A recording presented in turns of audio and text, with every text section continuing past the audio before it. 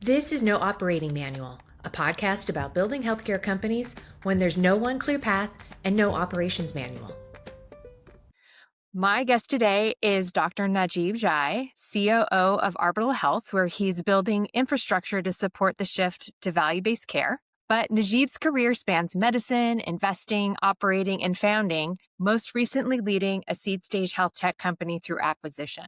Today, we'll talk about how these experiences provide him with a broader view than a typical early-stage founder. Najib, it's great to see you. Likewise, Aaron. Thank you so much for having me today. Thank you. We're just going to jump right into it. When people look at your resume, it really appears to be deliberately focused on a path in healthcare and innovation. But I really want to start earlier. What first pulled you into healthcare? Yeah, it's a great question. It's always funny how in retrospect, the path looks very clear and dedicated, but in actuality, it certainly wasn't that the entire time. So I've wanted to be a physician since I was a very little kid. And if I were to attribute that to one person, it would be my mother. So growing up, my mom is originally from Haiti. My father's originally from Morocco. So I grew up in an immigrant household with two other siblings. So there were three of us. And we didn't necessarily have a lot growing up, but we always had enough. And I think in spite of that dynamic, or perhaps because of it, my mom is, and hopefully most people would say this about their mothers, but my mom in particular is an incredibly giving person. That's what I grew up around.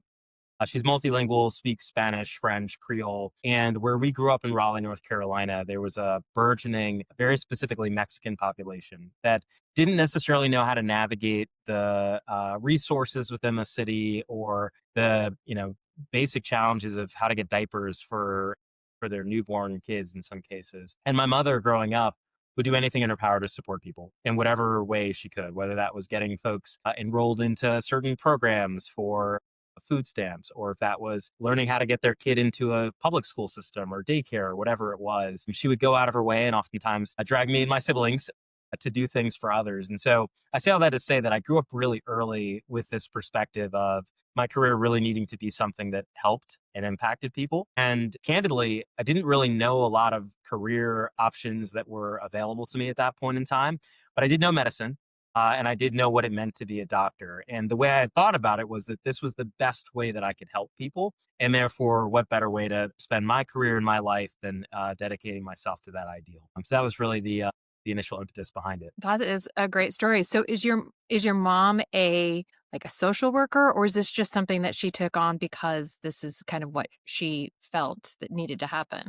Yeah, it's an excellent question. So my mom actually now is a retired school teacher. So she taught Spanish and French. By no means was she in the actual social working space or particularly qualified to support people with resources. This is just genuinely what she felt she needed to do because she could do it. And I think, in a phrase, that was really the lesson that I learned growing up, that if you could do something for other people, you should, you have to. It's not really a question. It's more of a friendly mandate, if you will. But no, there was no formal sort of career that motivated her actions there. I love that. I love that story and the motivation behind it. I mean, shout out to all school teachers for real.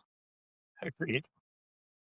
You've moved between medicine, investing, operating, and now building. When did it become clear that you weren't just interested in healthcare, but really how it works? Yeah, it's a great question. And I have to take a few steps back and call out a very important mentor of mine, a woman named Dr. Brenda Armstrong. She was a dean of admissions for Duke Med when I was an undergrad at Duke University. She was a part of the first class of Black students to integrate Duke undergrad, second Black woman to become a pediatric cardiologist in the country. Just an incredibly impressive person who I was wildly fortunate to have met my first week of college. And within that first week, as I told her my very specific aspirations of becoming a neurological surgeon, because going back to this idea of helping people, I figured what better way to do it than helping preserve this magical organ that is the brain. She immediately told me that it would be valuable for me to at least take 1 year between college and going off to medical school. And the idea being that, for those who don't know, a surgical training is a 7 to 12-year journey. And so she wanted me to have the experience of having a job and being an adult before I was well into my 40s. And so given all of her accomplishments, I was certainly not going to question her advice. And so after I graduated, I did take that year. I worked as a research chemist, which was a pretty unremarkable job. My degree is in chemistry, and I was simultaneously interviewing for medical schools. But that year was, for lack of a better description, informational in a lot of ways. And I think in a word, it really came down to exposure for me. As I highlighted before, I'm a first generation American, mom being from Haiti, father from Morocco. My dad's a small business owner. And so fortunately, I was never pressured into becoming a physician. My parents were happy with whatever was going to make me happy. But again, based on this idea of wanting to help people, I really only knew that one path of becoming a physician. And during that gap year, I just got exposed to folks within the business world broadly, the investing space. And candidly, I didn't really know exactly what I wanted to do within that world, but I knew that there was something at that intersection of healthcare, innovation, technology, operations that was equal parts a path for me to have that impact that I wanted on the world at scale and something that I really enjoyed. I like talking to people. I like solving problems, and I like building teams to solve problems with. And even at that point, between undergrad and medical school, I realized that that intersection was really that opportunity. And then the last thing I say to this is that, I went into my medical degree knowing that I wasn't going to practice clinically, but wanted to explore where at that intersection I fit in best. Hence why I spent time in the investing world, the operations world, all on this quest to really find what was my niche and what was going to be most aligned with who I was as a person and what my dreams and aspirations have been. And I've been super fortunate to really find my path through that process. So you knew before you went into med school, you were not going to be a clinician. Yeah, when I tell people that, I get a lot of incredulous remarks, looks, comments, etc. But yes, that's right. And my thesis behind it in part was that I knew if I was going to build something in healthcare, if I was going to have an impact in healthcare, I wanted to have spent some time practicing it in some capacity. I was fortunate enough to go to the University of Chicago for medical school. And so what that meant is that I trained on the south side of Chicago, where I got to see so many different examples of ways in which healthcare works beautifully, ways in which it works terribly, and everything in between. Not to mention, I've delivered babies. I've been there holding people's hands as they've passed away. I've seen the entire spectrum of human existence and suffering. And that changes your perspective in so many ways. And so I knew that that would be the experience of going and getting my medical degree. And candidly, my resume was built for medical school at that point as well, that it just made a lot of sense to go through and do it, but with my eyes open in terms of where it was I was ultimately trying to go. That's pretty incredible to go through all that, knowing you weren't going to practice.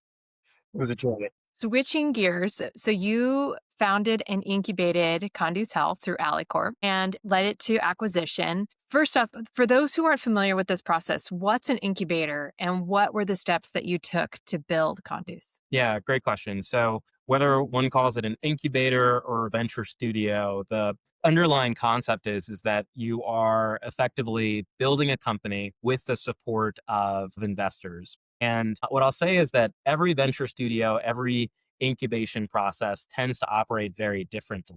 Some are quite prescriptive in terms of the exact business they want to build and simply build a team around it. Others are more open-ended, and that was my experience. Now, I was super fortunate to meet the folks at Alicorp, a couple of other physician executives who hired me to go through the process of building something new.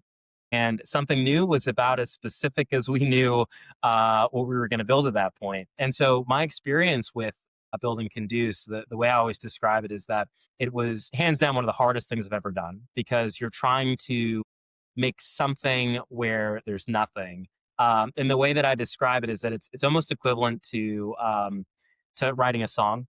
As you're going through and trying to find the lyrics and the right pieces of music, you're also checking to make sure that somebody hasn't already written that song or told that story, which happened a lot. And the benefits of having a venture studio or an incubator is that they can tell you that idea you just came up with that you thought was really innovative and exciting was built 5 years ago by 10 different companies, 3 of which have IPO'd, and therefore we can't build it. And so, more specifically, what it really came down to was 2 things: customer discovery and ideation. I spent a lot of time really thinking about what needed to be built, what problems were still out there. And, my career has really been at this intersection, or I guess maybe epicenter of value-based care. I'd worked at Oak Street before joining Alicorp to build a business.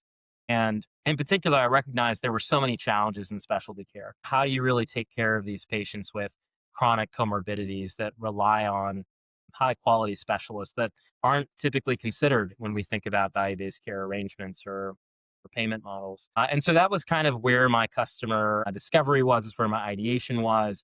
And with every conversation, with every article I read, all of that eventually coalesced into Conduce, which in retrospect was only 3 months, but in the moment felt like an eternity. And I didn't know exactly where I was going to go. But I'm really grateful for the Alicorp team in providing that reassurance and infrastructure to find that path and find that business, which we eventually did. Kind of going down that thread of value-based care, you're now COO at Arbital Health, and you're working on the infrastructure of value-based care, something that's been in the works since the beginning of the Affordable Care Act. Why do you think value-based care has been so hard to integrate? It's a good question. And in a word, I would say history. I think if we go back to the origins of how American healthcare has been structured, it's largely been predicated on compensation based on volume. The more you do, the more you get compensated for. And the ethos of value-based care is quite simple.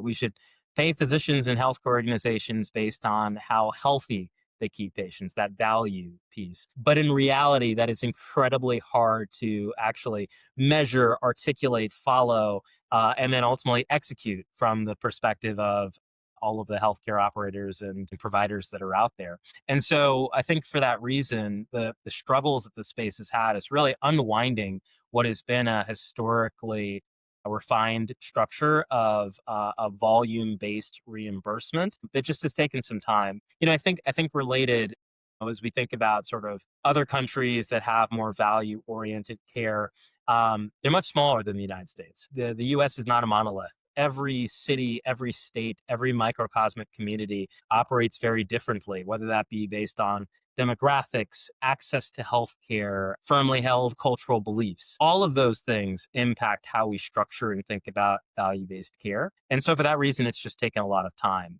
The other thing I would say in the same breath is that while we haven't quite perfected value-based care, we certainly have gotten closer to realizing its promise. Whether it's the variety of primary care companies that are out there or some of the newer specialty-oriented companies, or what we're doing at Arbital, I do believe we are tangibly making a difference quarter by quarter, year by year. It's incremental, but I think so too is a lot of progress within healthcare. That's good to hear. So, with your background and experience, people might assume that the transition from co founder to CEO and now COO is smooth.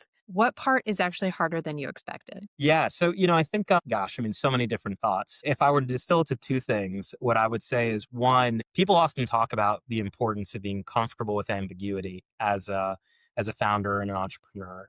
That's very true. One of the important tasks, I was just reflecting on this with a friend the other day who's also in the space, is finding out from day to day what needs to happen for the business.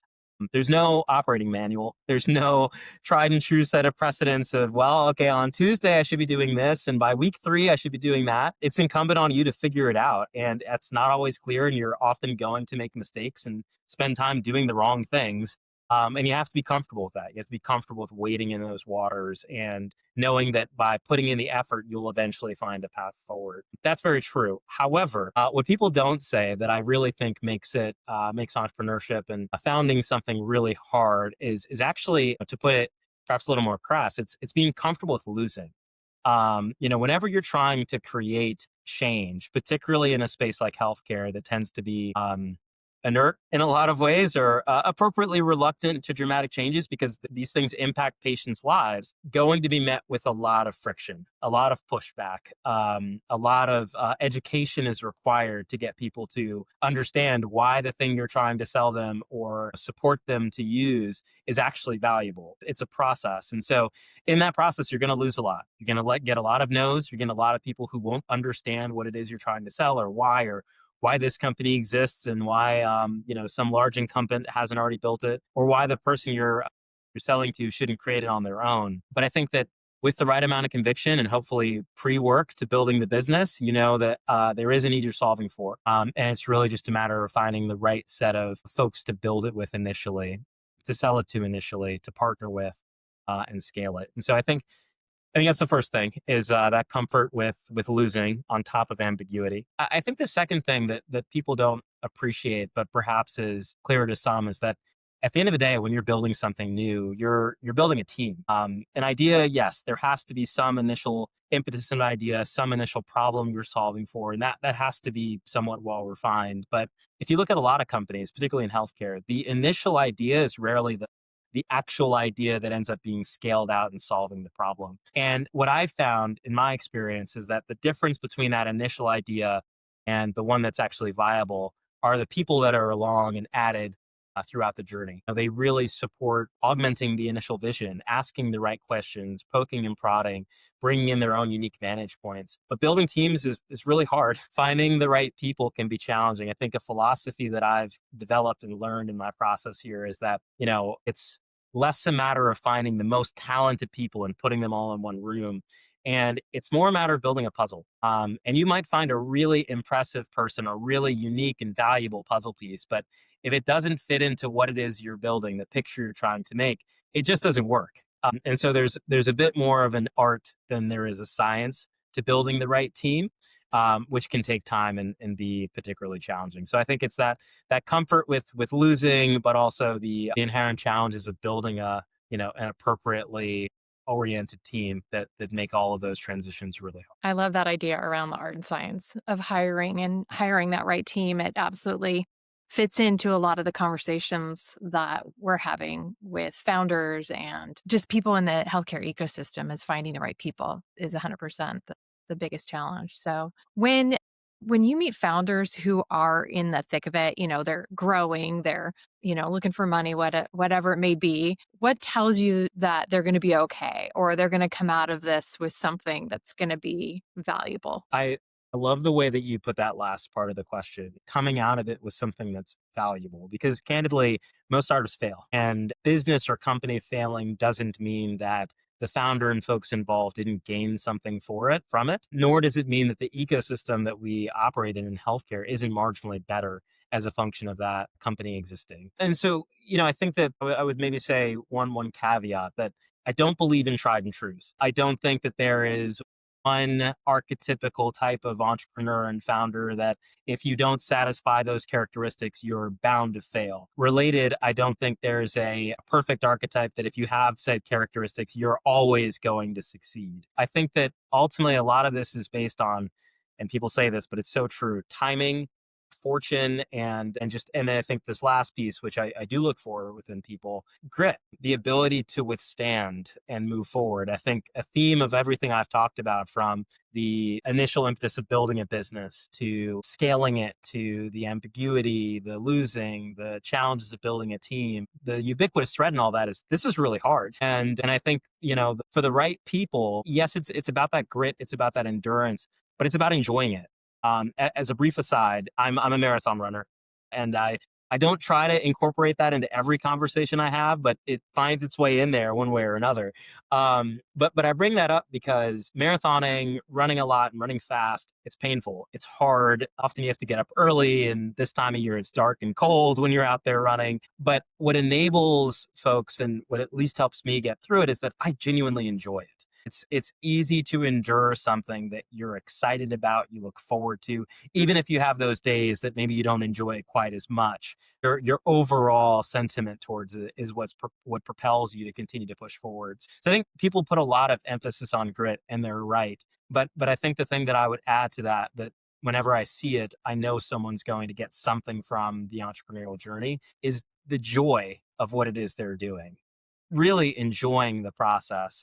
I think that's what enables you to have that grit, to endure, and ultimately to succeed in whatever success means for that experience and that particular person. That is a lovely way to end this. Najib, thank you so much for taking the time to talk with me and answer my questions. And I look forward to sharing your. My pleasure. Thanks again for having me, Erin. Yeah. Thanks for listening to No Operating Manual. If you enjoyed this episode and you'd like to support the podcast, please leave a rating and a review, and don't forget to subscribe on YouTube. No Operating Manual is hosted and produced by Aaron O'Brien of Chemistry, a healthcare marketing and communication advisory. Visit our website at choosechemistry.com.